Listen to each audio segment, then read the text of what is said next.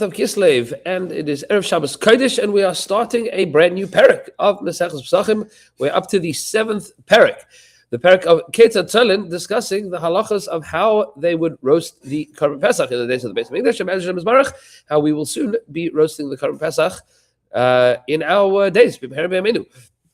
Says the Mishnah as follows: Ketzad Tzolin es HaPesach. How would they roast the Korban Pesach? Bivin shibud shel rimon. They would take a skewer that was made out of rimon, means pomegranate wood, and after they would obviously shecht it and remove the parts that went on the mizbech, like we discussed in the previous parak. They would put the skewer into the mouth of the animal at base the kuvasai until the other end, until the rectum, meaning stick it all the way through. And then they would put all of the kra'av, the limbs, like the knees of the animal, the and the innards, the internal organs, into the cavity, and that's how they would roast it. Divrei Rabbi Yosef Glili. That is the opinion of Rabbi Yosef Glili. Rabbi Akiva disagrees. He says no, you can't do that. Why? Kimin bishulhu. It is like bishul. Why is it like bishul? Because and we'll see in a moment, because if the innards and the limbs are tucked inside of the cavity of the animal, then those things are not going to be cooked. They're not going to be roasted by the fire. They're going to be cooked inside of the animal by the heat that comes from the other parts of the animal. So kimin bishulhu. Rather, what you have to do is you have to suspend those parts outside of the animal. And we'll see how that is going to look and what that is referred to a little bit later.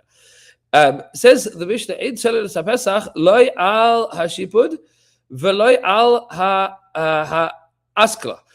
One is not allowed to roast one's Korban Pesach, not on a shipud, that means a metal skewer, veloy al ha'askala, and not on a grill. Rabbi Tzadok says, Rabbi Gamliel, there was a story by Rabbi Gamliel, Shamal Tavi Avdal, that said to his servant Tavi, shows up in many places in the Mishnah, Tzei utzlei lonas haPesach al ha'askala. Go and roast the Pesach for us on the askala, on the grill. So apparently Rabbi Gamliel disagrees with this halacha, and the Gemara later is going to discuss. Okay. Says the Gemara as follows. We just said that you are not allowed to roast it on a shipud of metal. You're not allowed to roast it using a metal skewer. Says the Gemara, why not? Let's bring it on a Maseches, on metal.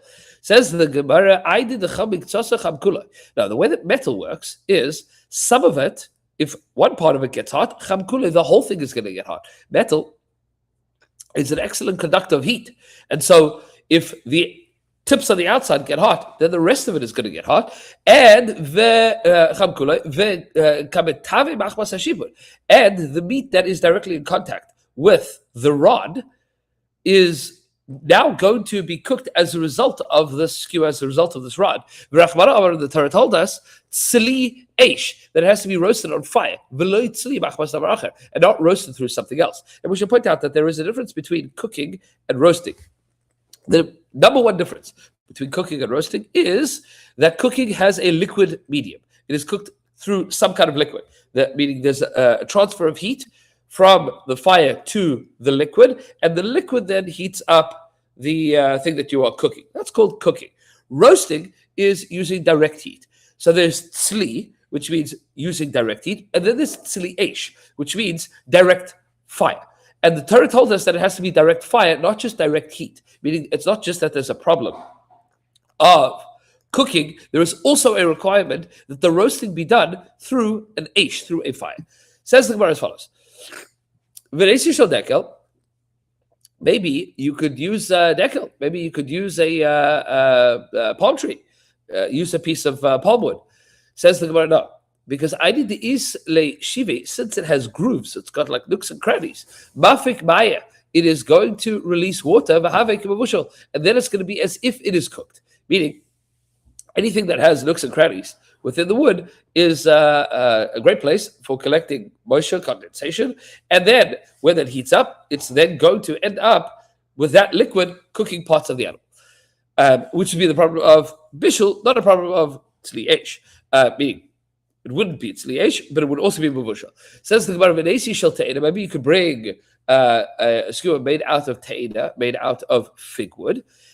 Says the Gemara, I did bechalchal mafik maya, v'havelek mavushal.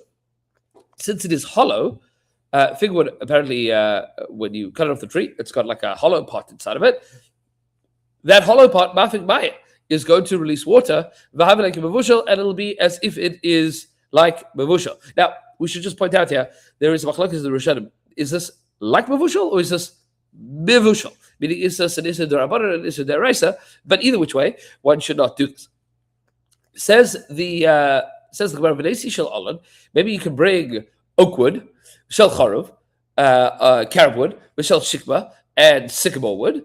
Says the Gemara, I did the is bei kitri. No, those woods have knots. They are knobbly. They have sections on them that are all bundled up and twisted.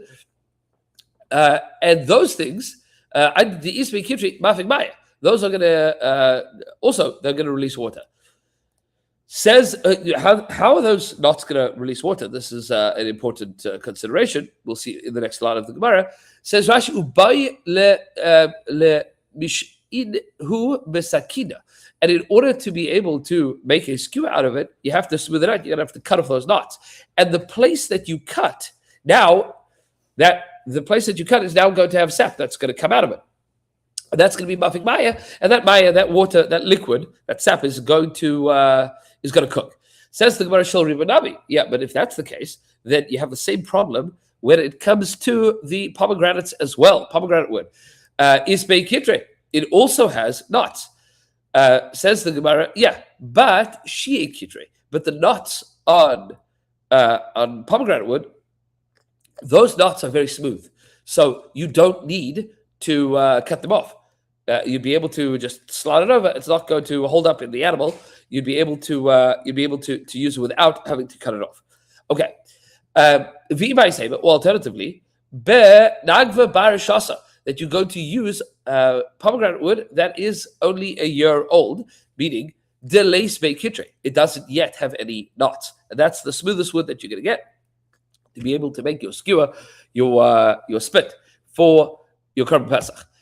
Says the Gemara, ika bei paske. Yeah, but if we're worried about the place that you cut the wood, that's going to exude liquid, that's going to end up cooking, every piece of wood, if you cut it, has to have at least one place that it's cut, right? So liquid's going to come out of there. There's the place that you cut it. Says the Gemara, no, the mafik le bei paske levar, you leave that outside, meaning outside of the animal.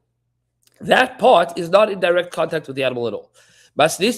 Meaning you leave that part outside. Says the Gemara, okay, good, fine. Now let's establish the Tana of our Mishnah and whose opinion it goes according to. Our Mishnah clearly is not like the opinion of Rabbi Yehuda. Why? The Tanya of Rabbi Yehuda told us the same way that a skewer made out of wood isn't burnt inside of the animal. So too, a spit made out of metal is not going to boil, meaning it's not going to boil the flesh of the animal. It's not going to get hot enough to cook the inside of the animal. Omerla, they said to him, no. Wood and metal have different properties. This one, meaning metal, if a piece of it becomes hot, Chamkula, the whole thing becomes hot. And this one, wood, if a little bit of it becomes hot, it was not going to become hot, meaning that it is a much weaker conductor of heat. Therefore, there is much less of a problem, or no problem, when it comes to wood. Okay, now how did they exactly package this animal while roasting it? Says the Gemara as follows: that you would take the limbs, the kra'av, and the b'nei me'av, and the inside of it, the internal organs. And we had seen that the Mishnah told us two opinions. Rabbi Yossi Aglili said that you put it inside, and Rabbi Akiva had said that you put it outside. Says the Gemara, Tanya Rabbi Yishmael, says the Brisa, Rabbi Yishmael, Kareu tuch tuch. Rabbi Yishmael called this way of cooking a Korban Pesach, tuch. What exactly is tuch? Tuch is the sound, says Rashi, that the bubbles that the heat escaping would make like a bubbling sound. Once you put everything inside of it, so there is air, there is heat that is escaping. So that was called tuch. That's what Rabbi Yishmael called the Korban Pesach. Rabbi Tarfon called it gdi mekulas, a goat mekulas with a helmet. And we had seen this phrase before because that is how Tadas Ish Robi had told people in Rome that they should make a gdi on Pesach night. And that's where the Chachamim said, if you were not Tadas Ish Robi, we would have said that you are bringing korbanos outside the base of English. Gdi mekulas, what exactly does that mean? So if the gdi is if the limbs and the internal organs are not placed inside of it and they are placed next to it, like a bundle next to it, so then what you have is the animal that has its legs hanging down, not tucked inside of it, and the internal organs placed next to it, or placed above the head or next to it. There's Machlokes Rashi Taisus, which looks like a soldier with its helmet separate.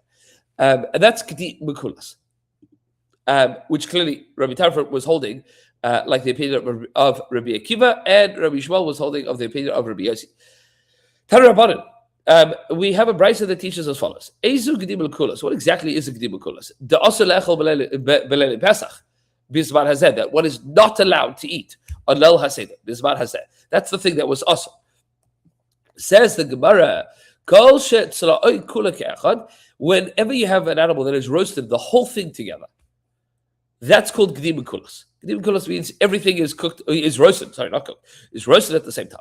But if one limb was cut off of it, or one limb was cooked, was boiled, that's not called the Gdi Mekulas, and one would be allowed to eat that on Leil HaSeder.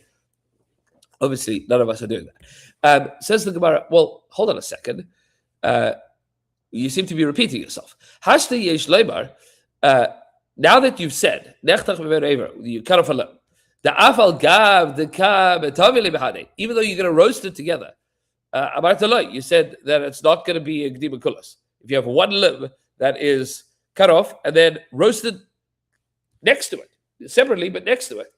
So, that's not a Gdi Mekulas. Nishlak bibaya, or obviously, if you cooked one of the limbs, it wouldn't be a problem.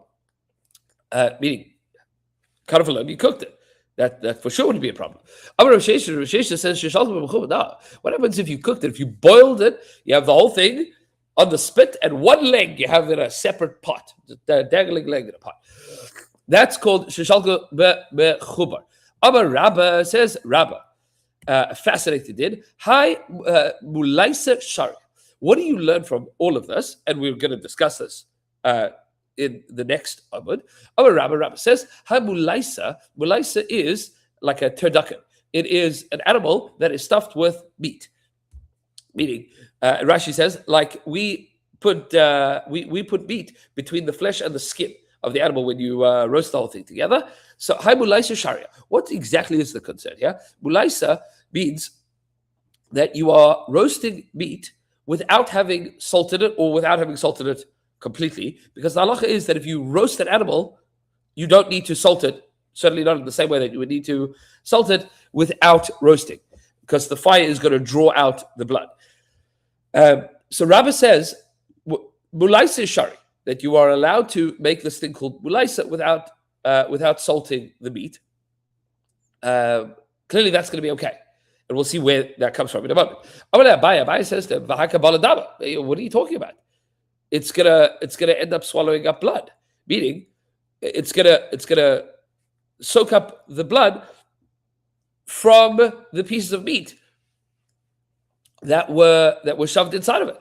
Amarle, so he says the same way that it absorbs, meaning whatever heat is making it absorb the blood, kach palta is also going to make it exude the blood. That's a famous shita, a famous understanding of all of transfer of flavor, that the way that it is absorbed is the way that it is the way that it is exuded, the way that it's spit out.